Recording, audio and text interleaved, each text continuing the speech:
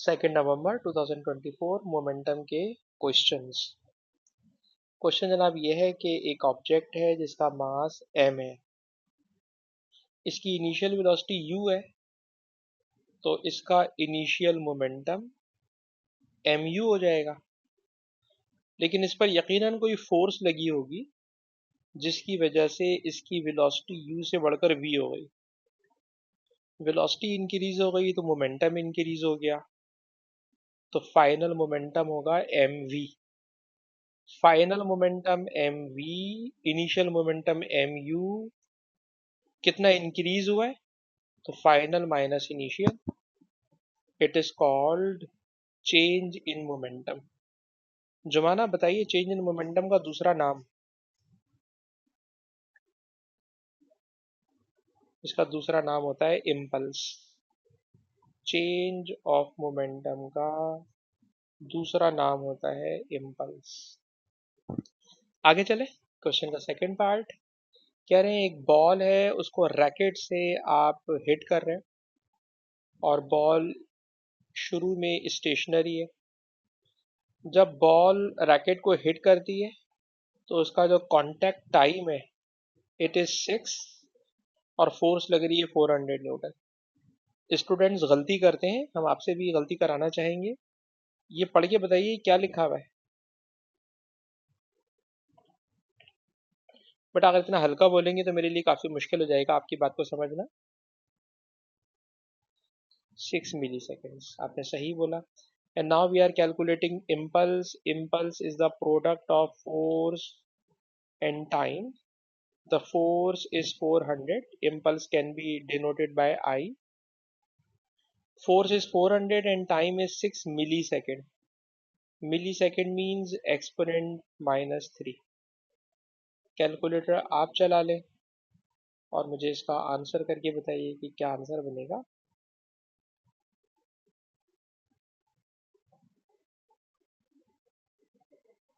Four hundred into 6 millisecond, 400 into 6 exponent minus 3, it is 2.4। आपके पास ये answer नहीं आया। इम्पल्स की यूनिट बताइए। सर पहले लिखी हुई है फोर्स, फोर्स होती है न्यूटन, फिर लिखा हुआ है टाइम, टाइम होता है सेकेंड, तो unit of impulse is Newton into second. फिर क्वेश्चन में कहते हैं कि जो बॉल है जिसको आपने हिट किया है, इसकी स्पीड सॉरी इसका मास 0.05 सेकेंड है। जब ये बॉल मूव करेगी तो इसकी स्पीड कितनी हो जाएगी। तो you know mass into velocity final, mass into velocity initial, it is change of momentum, it is impulse, and we have calculated impulse that is 2.4 Newton second. ये दरमियान वाली बातें मैंने समझाने के लिए लिखी है, मैंने इसको इरेज कर दिया है।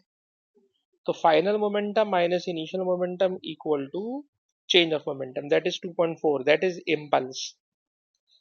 इनिशियल वेलोसिटी 0 थी, इसलिए ये पार्ट भी 0 हो जाएगा। तो हमें तो खाली वेलोसिटी कैलकुलेट करना है। तो सर वेलोसिटी बराबर होगी 2.4 divided by mass of ball.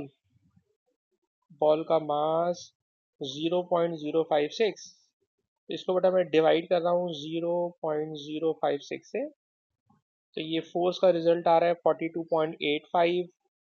पूरा question maximum two significant figure में है, इसलिए हम इसका आंसर भी मैक्सिमम टू सिग्निफिकेंट फिगर में लिखना चाहेंगे, एंड इट इज 43 और यूनिट होगी मीटर पर सेकेंड। तो इस क्वेश्चन में momentum, change of momentum, impulse सब कुछ यूज हो गया। आगे चले, कह रहे हैं जब ये बॉल हिट करती है रैकेट को, तो रैकेट से जब बॉल हिट कर रही होती है तो उस टाइम ड्यूरेशन में बॉल की शेप चेंज हो जाती है। और अगर बॉल की शेप चेंज हो जाती है तो उसमें कौन सी एनर्जी आ जाती है। तो इसका आंसर ये है कि सर रैकेट मूव करता हुआ आता है, हम अपने हाथ से रैकेट को मूव कराते हुए ला रहे होते हैं। तो रैकेट में मूवमेंट की वजह से होती है काइनेटिक एनर्जी, और ये काइनेटिक एनर्जी जब हिट करती है बॉल को तो बॉल की शेप चेंज हो जाती है। बॉल की शेप चेंज होना बॉल में पैदा करा देती है इलास्टिक स्ट्रेन एनर्जी। तो बॉल की shape elastic strain energy conversion में आ जाती है। लेकिन जब बॉल रैकेट से दूर जाती है तो जाहिर सी बात है जो बॉल अभी स्क्वीज हुई थी, जब वो दोबारा फैल के वापस आएगी तो उसकी elastic strain energy, elastic potential energy के बजाय बोलने की आदत डालें इलास्टिक स्ट्रेन एनर्जी, तो ये इलास्टिक स्ट्रेन एनर्जी कन्वर्ट हो जाएगी काइनेटिक एनर्जी ऑफ बॉल में। क्योंकि अब बॉल मूव करके आगे जाती है, रैकेट तो उसको हिट करने के बाद रुक जाता है। तो ये थोड़ा सा एनर्जी कन्वर्जन है जो थोड़ा जल्दी जल्दी मैंने बोल दिया, लेकिन मुझे पता है कि आपको बात समझ में आ गई है क्या। जो माना ये सारी बात आपको समझ में आई जो मैंने कही। ठीक है जी, नाउ क्वेश्चन नंबर 2 आप मुझे बताइए मास और एक्सेलरेशन के प्रोडक्ट को क्या बोलते हैं।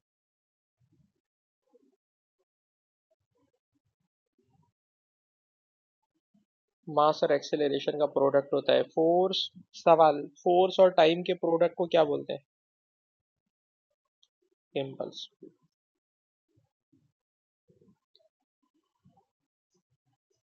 आगे चलिए बेटा, क्वेश्चन है कि एक गोल्फ प्लेयर है, ये बॉल को हिट करने जा रहा है। बॉल का मास बता दिया है, बॉल का कांटेक्ट टाइम बता दिया है, जब बॉल मूव करती है तो उसकी स्पीड बता दी है। पूछ रहे हैं बॉल का मोमेंटम बताएं। तो मोमेंटम होता है mass into velocity, and there are maximum two significant figures, so 0.046 into 65, it is 2.99, or it may be written as 3.0, और मोमेंटम की यूनिट न्यूटन इंटू सेकेंड। उसके बाद they are asking calculate average force.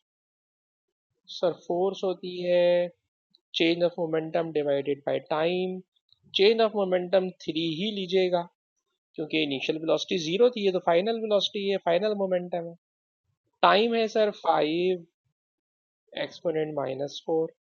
तो जो result आया हुआ है इसको बेटा मैंने डिवाइड कर दिया 5 एक्सपोनेंट -4 से, तो रिजल्ट आ रहा है 5980। तो 5980 को अगर मैं 2SF में लाने की कोशिश करूँगा तो बहुत मुश्किल हो जाएगा, तो 5980 पे ही चले दें। 2SF पे लेकर आऊँगा तो 5100 ले सकते हैं। ठीक है जी। अच्छा जी, आगे चलिए। फिर वही पूछ रहे हैं बॉल कंप्रेस होगी तो कौन सी एनर्जी किस में आएगी। ऐसा सवाल मैं ऊपर करा चुका हूँ, इसलिए रिपीट करना लगेगा, मैं टाइम ज़ाया कर रहा हूँ। क्वेश्चन नंबर 3 जनाब ये है, क्वेश्चन नंबर 3 बेटा ये है कि आरिस भाई को टाइम देना पड़ेगा, आरिस भाई को टाइम दे देते हैं हम लोग। देखो भाई,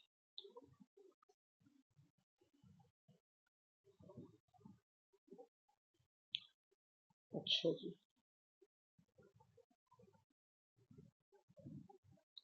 अच्छा जी, क्वेश्चन जनाब ये है कि एक हीलियम बलून है, ठीक है, और ये जो बलून होता है इस बलून के अंदर हीलियम गैस भर दी जाती है। गैस क्या भर दी जाती है, नीचे गैस का इनपुट दे रहे होते हैं। तो खैर इसके अंदर हीलियम गैस है, आपको पता है हीलियम गैस एयर से हल्की है, इसलिए बलून नीचे से ऊपर भागने लगता है। जब बलून नीचे से ऊपर भाग रहा है तो जो काम की बात है वो ये है कि मोमेंटम की लैंग्वेज में बताइए कि हीलियम के एटम्स जब बलून की वॉल से टकराते हैं तो क्या होता है। तो खैर पूरी लंबी इंग्लिश नहीं लिख सकूंगा, थोड़ा सा शॉर्टकट में मैं यूं लिखना चाहूंगा या बोलना चाहूंगा कि जब एटम टकराते हैं एक दूसरे के साथ या विद वॉल ऑफ बलून, तो बेटा ड्यूरिंग कोलिजन उनका मोमेंटम चेंज होता है। जब कभी कोलिजन होगा तो कोलिजन में डायरेक्शन चेंज होगी, टकरा के वापस आएंगे, हम कहेंगे मोमेंटम चेंज हो गया। तो there will be change of momentum. ठीक है, फिर हम कहेंगे the rate of change of momentum, momentum का चेंज होना। ये हम कल पढ़ा चुके हैं कि कभी भी मोमेंटम चेंज होगा तो उससे फोर्स पैदा होगी। ठीक, और यहीं पे खत्म नहीं कर रहा, एक और बात कह रहा हूँ कि ये जो फोर्स पैदा हो रही है, इसी से ये फोर्स जितनी पर यूनिट एरिया पे लगेगी उससे गैस में प्रेशर आ जाता है। ऑल्दो इस क्वेश्चन में वो प्रेशर तक नहीं पहुंचा रहे, पर हमने प्रेशर तक पहुंचा दिया है। तो इसको आप अपनी वर्डिंग में लिख सकते हो। काम की बात मैंने बता दी है कि when helium atoms make collision with each other as well as with the wall of balloon, there will be change of momentum as the rate of change of momentum equals to applied force. So atoms of helium exerting force on the wall of balloon, and this force per unit area it produces pressure. का next part momentum का नहीं है, इसलिए हम इसको नहीं करेंगे। It is Boyle's law question. अच्छा, अब इधर आ जाए, यहाँ पे अब कोलिजन के दोबारा क्वेश्चन शुरू हो रहे हैं। आप मुझे बताइए इम्पल्स।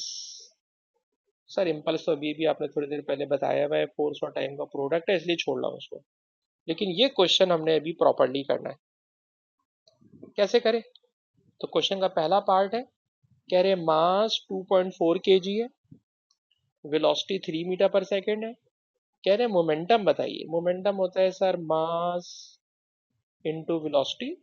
2.4 को 3 से मल्टीप्लाई करूंगा तो इट बिकम 7.2। तो ये 2 मार्क्स तो उसने बिल्कुल फ्री के दिए। अलबत्ता जो ये वाला पार्ट है, जरा इसको समझने की जरूरत है कि जब ये दोनों ब्लॉक्स एक दूसरे से कोलिजन करते हैं तो after collision block A and block B stick together. दोनों ब्लॉक्स एक दूसरे के साथ स्टिक टुगेदर हो गए। इसका मतलब है देयर फाइनल वेलोसिटी और velocity after collision will be the same. And now the question is, what is their velocity? We have to calculate their combined velocity. Combined velocity calculate करना। कैसे calculate करें? तो बेटा जुमाना कभी भी किसी क्वेश्चन में कहा जाए कि दो बॉडीज कोलिजन कर रही हैं, तो कोलिजन का नाम सुनते ही हमारे जहन में बात आना चाहिए law of conservation of momentum. Total momentum before collision equal to total momentum after collision. तो बिफोर कोलिजन में अगर हम ब्लॉक ए की बात करें तो हम इसका मोमेंटम कैलकुलेट कर चुके हैं, दैट इज 7.2। ब्लॉक बी की बात करें तो block B is stationary, so its momentum is zero. But after collision की बात करें तो blocks are combined blocks stick together, so their masses are simply added, that is 2.4 plus 1.2, and now we are calculating their final velocity. On the left hand side it is 7.2, on the right hand side it is 3.6, और 7.2 को 3.6 से मैं divide करूंगा तो answer will be very simple, that is 2 metre per second. That is 2 metre per second. It is final velocity after the collision. And now they are asking calculate impulse. impulse calculate करना है block B का। तो impulse होता है final momentum minus initial momentum. और initial momentum जो है block B का आपको याद होगा जीरो था, क्योंकि ब्लॉक बी स्टेशनरी था। तो ब्लॉक बी का इनिशियल मोमेंटम जीरो है, तो जो भी इसका फाइनल मोमेंटम है असल में वही इम्पल्स होगा ब्लॉक बी के लिए। तो ब्लॉक बी का मास 1.2 kg, ब्लॉक बी की combined velocity 2, and when this 2 is multiplied with 1.2, then the answer becomes 2.4 और इम्पल्स की यूनिट न्यूटन इनटू सेकेंड। उसके बाद कह रहे हैं कि कुछ कहना चाह रही हैं? ठीक है जी। सवाल का लास्ट पार्ट है बेटा कि जब दो ब्लॉक्स आपस में टकराते हैं तो सम टाइम हमने नोट करा है कि टोटल काइनेटिक एनर्जी कोलिजन के बाद कम हो जाती है। टोटल काइनेटिक एनर्जी कोलिजन के बाद कम हो जाती है। तो कंजर्वेशन ऑफ एनर्जी तो कहती है एनर्जी कभी भी खत्म नहीं होती, तो वो एनर्जी कहाँ चली जाती है? तो आपने देखा होगा कि जब कभी खुदा न खास्ता कोलिजन हो जाए तो जोरदार किस्म का धमाका होता है। जब कभी कोलिजन हो जाए तो कोलिजन से बाज़ औक़ात हमने देखा है गाड़ियों में आग लग जाती है। तो हम कह सकते हैं कि जो एनर्जी है it is converted into sound energy and thermal energy etcetera. अच्छा जी, now the next question, a footballer kicks a ball vertically upward. Ball initially stationary है, ठीक है। जब ये बॉल उसके बूट के साथ कांटेक्ट में आती है तो उसका कांटेक्ट टाइम है 0.05 सेकेंड, और इस पे जो फोर्स लग रही है इट इज 180 न्यूटन। और जब बॉल बूट से हिट करके ऊपर उछलती है तो इसकी वेलोसिटी है 20 metre per second. They are asking calculate impulse. Impulse calculate करना है। सर इम्पल्स होता है mass into velocity, sorry change of velocity. तो चेंज ऑफ वेलोसिटी कर लें या फोर्स इनटू टाइम कर लें। तो फोर्स तो इन्होंने दी हुई है, फोर्स तो दी हुई है 180 न्यूटन, लेकिन उन्होंने हमें टाइम, नहीं टाइम भी दिया हुआ है सर, टाइम भी दिया हुआ है। फोर्स है 180, टाइम भी दिया हुआ है जो मैं नहीं पकड़ पाया था, अब नजर आ गया मुझे। तो force is 180, time is 0.05, so the force is 9।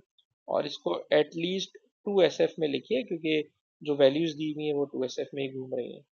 तो impulse is 9.0 newton second. And now they are asking calculate mass of the ball. Ball का मास बताइए कितना होगा। तो बॉल का मास कैलकुलेट करने के लिए अब आपसे अगर मैं कहूँ कि final momentum minus initial momentum is equal to impulse is equal to force into time is equal to 9.0।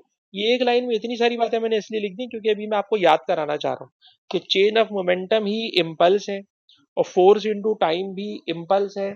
We have already calculated impulse that is 9, so I can erase now f into t, I can erase now I, and initial velocity of the ball is 0। जब ball को आप hit करने जा रहे हो तो stationary है, initial momentum is 0। So by using final momentum we can calculate mass, so mass is equals to 9.0 divided by final velocity, final velocity is 20। तो अब अगर आप इन दोनों को डिवाइड कर लोगे तो मास आ जाएगा, जो मैं नहीं डिवाइड कर रहा, मास आ जाएगा। जब मास आ जाए तो एक और क्वेश्चन है, क्वेश्चन है कि ये बॉल जो आप ऊपर हिट कर रहे हो ये कितनी हाइट तक जाएगी, ये कितनी हाइट तक जाएगी, हाइट मालूम करना है। तो बेटा जुमाना ये बताइए, अगर किसी फुटबॉल को या किसी ऑब्जेक्ट को मैं ऊपर की तरफ उछाल दूं तो आप बताइए कौन सी एनर्जी में कन्वर्ट हो जाती है।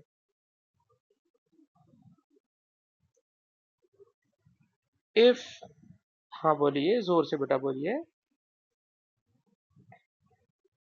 अच्छा बेटा, जब हम किसी चीज को ऊपर उछालते हैं तो उछालने के लिए हम उसे प्रोवाइड करते हैं काइनेटिक एनर्जी, काइनेटिक एनर्जी देते हैं, ठीक है, उछालने के लिए काइनेटिक एनर्जी देते हैं।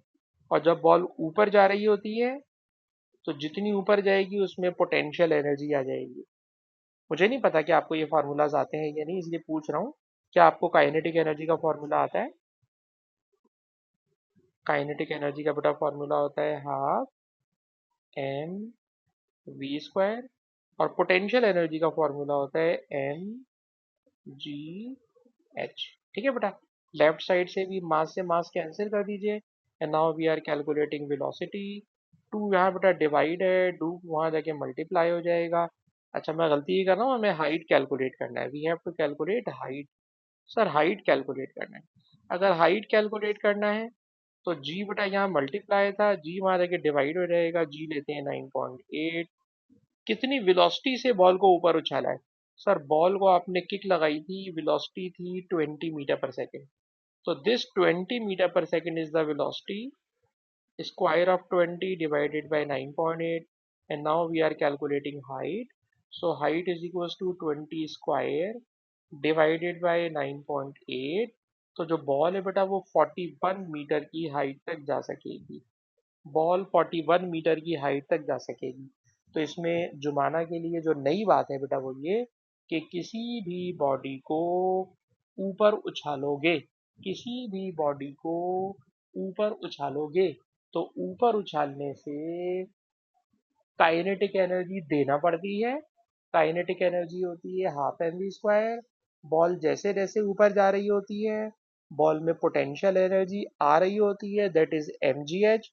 दोनों को इक्वेट करा, सॉल्व करा, हाइट आ गई 41 मीटर। उसके बाद क्वेश्चन का जो बी पार्ट है ये फिर अगेन वैसे वाला है कि बॉल की शेप खराब हो जाती है वगैरह वगैरह, इसको मैं छोड़ रहा हूँ। उसके बाद क्वेश्चन है मोमेंटम को डिफाइन करें। तो मोमेंटम की डेफिनेशन होती है product of mass and velocity. The product of mass and velocity, it is called momentum. तो मोमेंटम जो है वो मास और वेलोसिटी का प्रोडक्ट है। आगे चलें तो दो ब्लॉक्स का कोलिजन दिखाया जा रहा है। मोमेंटम ऑफ ब्लॉक ए नजर आ रहा है, पूछ भी रहे हैं। तो भाई मोमेंटम होता है मास 3.2 kg, वेलोसिटी 4, और अगर 3.2 को 4 से मल्टीप्लाई कर दें तो मोमेंटम आ जाता है 12.8।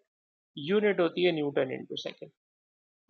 लेकिन इस क्वेश्चन में कह रहे हैं कि इस ब्लॉक बी की वेलोसिटी निकाल के बताएं। इस ब्लॉक बी की वेलोसिटी निकाल के बताएं। तो चले जना ब्लॉक बी की वेलोसिटी निकालने के लिए जब कभी दो चीजें आपस में टकरा रही होंगी, कोलिजन कर रही होंगी, तो we will apply law of conservation of momentum. Law of conservation of momentum कहता है टोटल मोमेंटम बिफोर कोलिजन। तो मास 3.2 kg, वेलोसिटी 4, ये हो गया ए का मोमेंटम। बी का मोमेंटम, सर बी तो स्टेशनरी है, मोमेंटम इज जीरो। लिखे ना लिखे आपकी मर्जी है।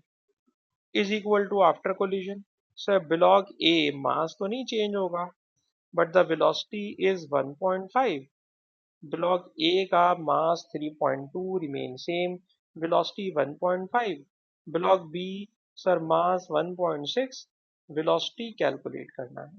ठीक है, ए और बी बेटा बस मैंने समझाने के लिए लिखा था, इसको मैंने अभी इरेज कर दिया है। अब मैं कैलकुलेटर चला के इसे कैलकुलेट करना चाहता हूँ। तो देखिए लेफ्ट साइड के ऊपर ब्रैकेट में मैंने लिखा 3.2 इंटू 4, ये वाला मोमेंटम हो गया। ये वाला ब्रैकेट प्लस है, ये वहां जाकर माइनस होने जा रहा है, तो बेटा मैंने माइनस लिखा, again making a bracket 3.2 into 1.5 bracket close. तो ये इन दोनों का मोमेंटम का डिफरेंस हो गया 8, और यहाँ लिखा हुआ है 1.6 v। And now we are calculating v। v होगा जनाब 8 अपॉन 1.6। तो 8 को पूरा डिवाइड कर दिया मैंने 1.6 से, तो इसका रिजल्ट आ गया 5। इसका मतलब है इसकी वेलोसिटी होगी 5 मीटर पर सेकेंड। वेलोसिटी होगी इसकी बेटा 5 मीटर पर सेकेंड। फिर क्वेश्चन में एक और बात कह रहे हैं कि जब दोनों ब्लॉक टकराए तो टकराने का कोलिजन टाइम इतना था, फोर्स बतानी है ऑन बी, बी के ऊपर कितनी फोर्स लगी। तो फोर्स होती है final momentum minus initial momentum divided by time.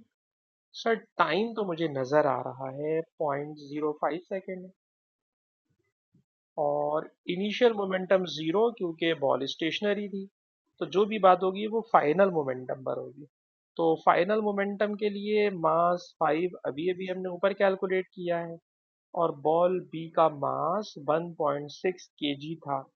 तो मास 1.6 केजी, वेलोसिटी अभी अभी हम लोगों ने निकाली है 5, इसलिए 1.6 इंटू 5, 1.6 इंटू 5 डिवाइडेड बाय 0.05, तो रिजल्ट आ रहा है 160 न्यूटन।